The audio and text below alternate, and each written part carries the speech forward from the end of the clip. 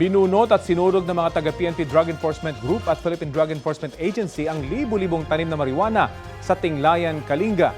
Ayon sa mga otoridad, nasa 10 milyong piso ang halaga ng mga sinirang marijuana plant. Walang naaresto sa naturang operasyon. Sa nakalipas na mga taon, ilang beses na rin nagsagawa ng operasyon ang mga otoridad sa mga marijuana plantation sa Kalinga.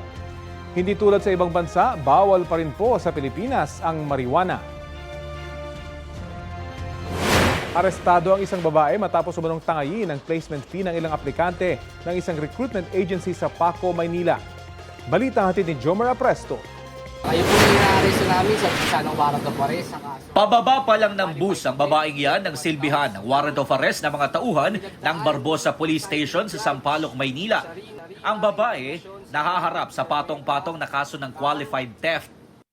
Qualified theft, 21 counts ng nanilagdaan ni presiding judge Sharina Encarnacion sa Monte Villanueva ng Regional Trial Court, National Capital Judicial Region, Branch 36, Manila.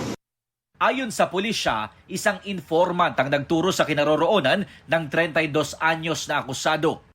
Ito daw, nasa Apari, pauwi ng Maynila.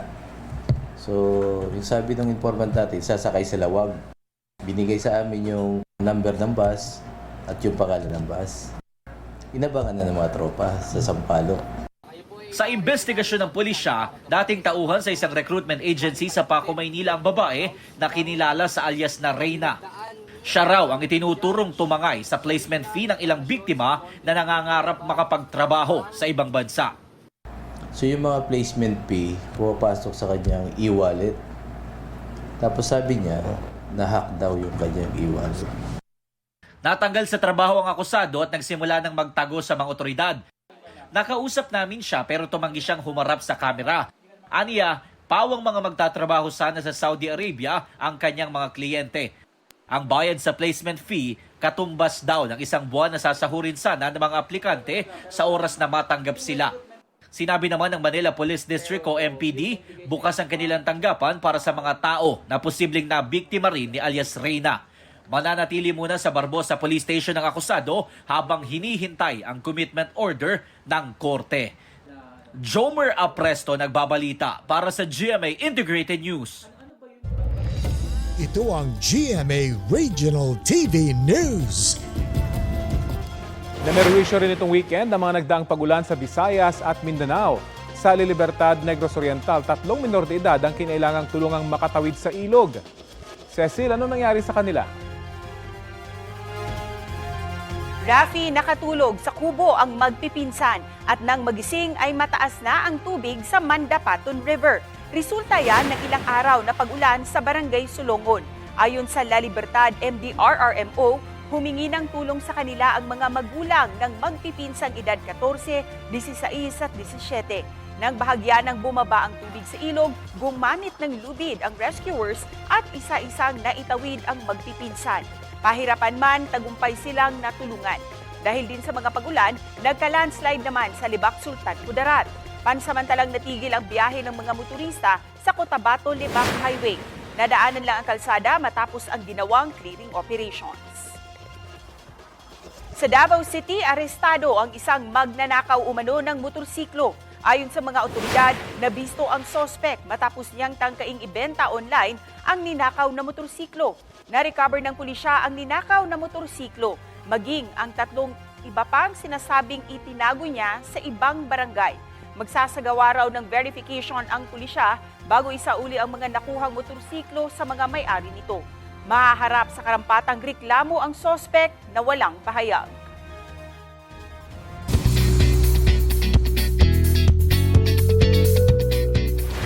Avisala Encantadix! Heartwarming support ang natanggap ng The Sangre Experience event sa pangunguna ng cast ng Encantadia Chronicles Sangre. May mensahe rin ng new generation of Sangres sa kanilang fans. Ang latest hatid ni Athena Imperial. Alright, say Avisala!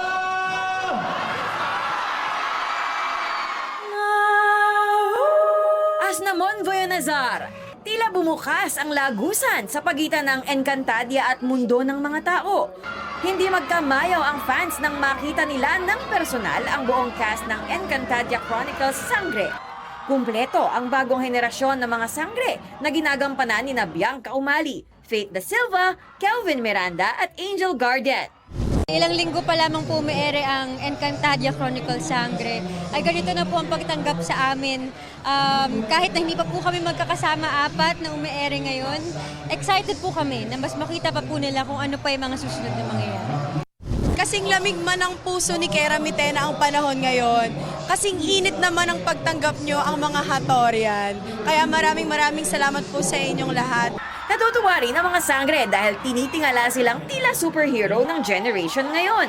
Nagagalak yung aking puso na pagsumikapan ko maging mabuting tao sa araw-araw. Kailangan din sa panglabas na nyo o sa likod ng kamera, natututo ka rin bilang maging tagapagligtas ng iyong sarili at ng iyong kapwa.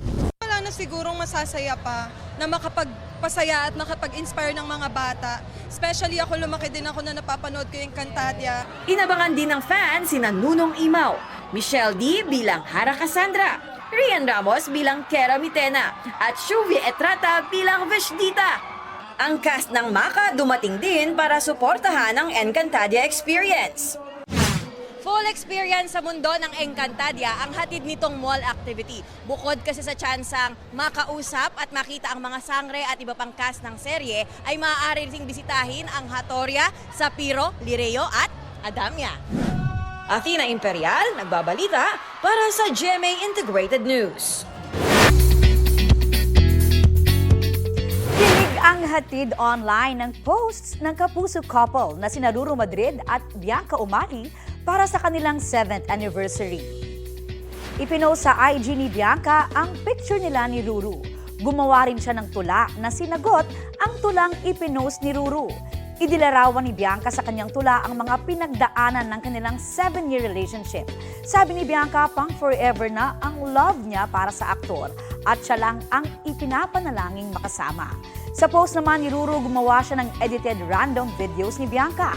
Short but sweet lines ang kanyang tula para sa aktres. Kahit hindi perpekto, totoo raw ang kanilang relasyon. Hanggang sa dulo, si Bianca pa rin daw ang pipiliin. Usap-usapan din online ang love life ni kapuso actress Carla Abellana. Ipinost niya kasi na may ka-dinner date siya pero hindi pa niya ni-reveal kung sino. Sabi niya sa caption, "Hi," with a blushing emoji. Tanong ng netizens, dating na nga ba uli ang aktres? Wala pang direct confirmation tungkol dito si Carla.